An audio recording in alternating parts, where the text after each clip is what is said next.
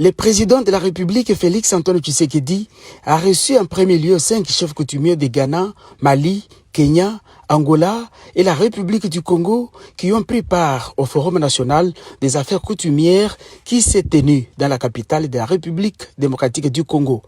Au terme de leur séjour, les chefs traditionnels ont dit leur soutien au chef de l'État dans sa lutte pour la paix totale en RDC. Nous sommes venus remercier avant toute chose notre collègue qui a organisé le forum auquel on vient d'assister, qui s'est très bien passé, ainsi que son ministre de tutelle, qui est notre ministre ici présent, qui nous a accompagnés comme il faut, comme il se doit. Et aussi à la fin, nous sommes venus bien sûr dire au revoir et remercier le chef de l'État qui se bat pour la paix, fait de son mieux pour que le pays aille de l'avant.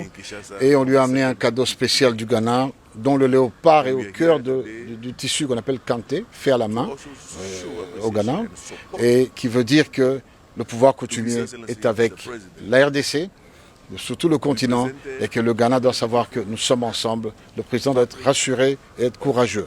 Voilà grosso modo ce qu'il a dit. En second lieu, le président de la République a reçu une délégation de peuples autochtones qui lui a également remis quelques insignes traditionnels symbolisant sa victoire face à l'ennemi du pays. Si nous sommes venus aujourd'hui pour lui remercier, pour lui rendre hommage de la réussite de la guerre de l'Est.